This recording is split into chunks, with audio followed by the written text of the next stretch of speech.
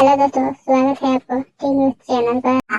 आज की इस वीडियो में Bihar post matric scholarship academic year 2024 से 25 के लिए या फिर 2025 से 26 के लिए आप भी अप्लाई किए हैं और आपका पेमेंट स्टेटस में रिजेक्ट शो कर रहा है।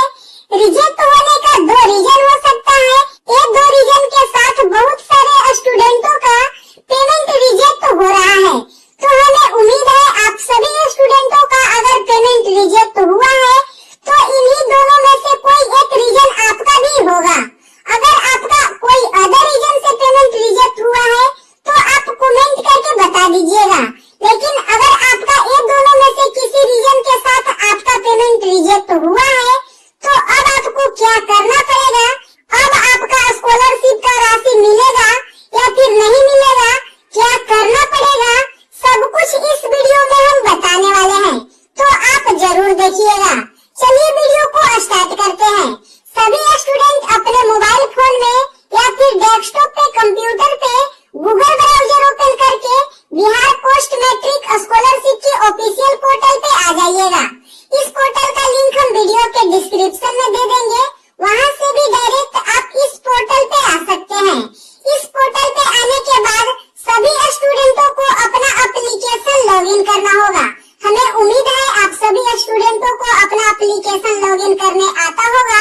अगर आप बीसीबीसी स्टूडेंट हैं तो आप यहाँ से अपना एप्लीकेशन लॉगिन कीजिएगा। अगर आप एससी/एसटी स्टूडेंट हैं आप इस लिंक पे क्लिक कीजिएगा।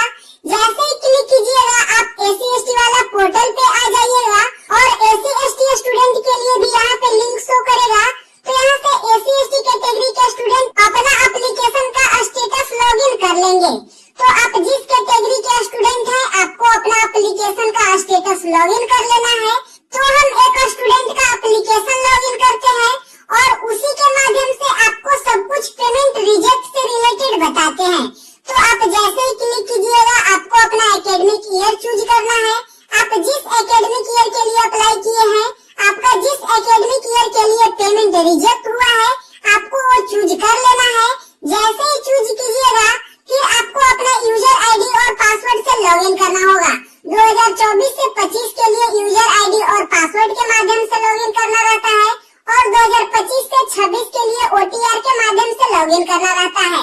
लेकिन अगर आपको यूजर आईडी पासवर्ड नहीं याद होगा तो उस केस में आप अपना यूजर आईडी और पासवर्ड को फॉरगेट भी कर सकते हैं, या फिर आप अपना रजिस्टर्ड मोबाइल नंबर से भी एप्लीकेशन लॉगिन कर सकते हैं।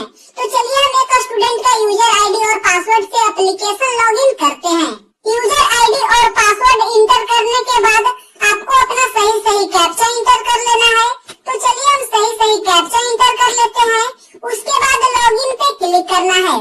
जैसे ही लॉगिन पे क्लिक कीजिएगा आपका एप्लीकेशन लॉगिन हो जाएगा। तो आप मेरे स्क्रीन पे देख सकते हैं मेरा एप्लीकेशन अभी लॉगिन हो रहा है। तो सभी स्टूडेंटों को इस वीडियो में पेमेंट रिजेक्ट को लेकर बताने वाले हैं। इस वीडियो को देखने के बाद पेमेंट रिजेक्ट से रिलेटेड कोई भी डाउट्स नहीं रहेगा और बिहार पोस्ट मैट्रिक स्कॉलरशिप से रिलेटेड आपको कोई भी डाउट्स है तो आप कमेंट करके बताइएगा, या फिर आप हमारे टेलीग्राम ग्रुप से ज्वाइन करके हेल्प ले सकते हैं। अगर आप हमारे चैनल पे पहली बार आए हैं तो चैनल को सब्सक्राइब करके बेल आइकन प्रेस कर लीजिएगा। चलिए आपका एप्लीकेशन लॉगिन इस तरीका से हो जाएगा। लॉगिन होने के बाद आपको इस पे क्लिक करना है। Click here to view scholarship application status and action. जैसे ही इस पे क्लिक कीजिएगा आपका एप्लीकेशन का स्टेटस ओपन हो जाएगा। तो आप मेरे स्क्रीन पे देख सकते हैं एप्लीकेशन का स्टेटस ओपन हो रहा है। कुछ इस तरीका से ओपन होगा। तो अब आप यहाँ पे देख सकते हैं पेमेंट स्टेटस में पेमेंट रिजेक्ट हो रहा है। तो एक तो रिजेक्ट होने का रीजन ये हुआ और एक रिजेक्ट होने का रीजन ये है। तो आप कमेंट करके बताइएगा आपका किस रीजन से रिजेक्ट हुआ है। अगर आपका पेमेंट इस रीजन से रिजेक्ट हुआ है तो आपको क्या करना पड़ेगा, और अगर आपका पेमेंट इस रीजन से रिजेक्ट हुआ है तो फिर क्या करना पड़ेगा, चलिए दोनों के बारे में समझ लीजिए। तो सबसे पहले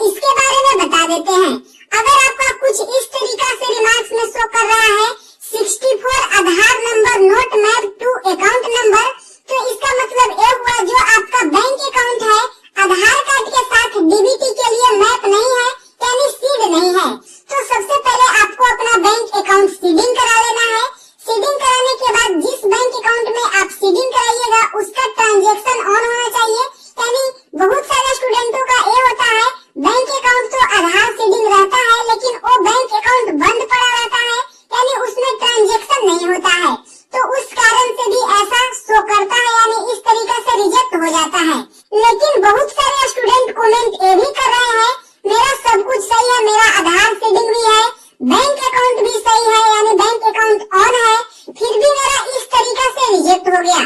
तो चलिए आपको टेंशन नहीं लेना है, अगर आपका रिजेक्ट हो गया है तो आप अपना एक बार बैंक अकाउंट चेक करा लीजिए, सब कुछ सही कर लीजिए, यानी आपको अपना बैंक अकाउंट ऑन करा लेना है, जिसका सीड नहीं है वो सीड करा लीजिएगा। ऐसे स्टूडेंटों का फिर से पेमेंट किया जाएगा, यानी रीपेमेंट डिपार्टमेंट के द्वारा स्कॉलरशिप डिपार्टमेंट से भेजा जाएगा। तो ऐसे स्टूडेंटों को टेंशन नहीं लेना है। लेकिन जिस स्टूडेंट को इस रीजन से रिजेक्ट हुआ है, यानी एनएसपी के चलते रिजेक्ट हुआ है, बहुत सारे स्टूडेंट एनएसपी का अप्लाई कर दिए हैं, उसके कारण रिजेक्ट हुआ है, तो ऐसे स्टूडेंटों का पेमेंट नहीं आएगा, क्योंकि ऐसे स्टूडेंट ऑलरेडी पहले अपना स्कॉलरशिप ले चुके हैं। तो इसके कारण ऐसे स्टूडेंटों का रिजेक्ट कर दिया गया है। आपका भी रिजेक्ट में शो कर रहा होगा duplicate application found on NSP portal, तो आपका स्कॉलरशिप राशि नहीं मिलेगा।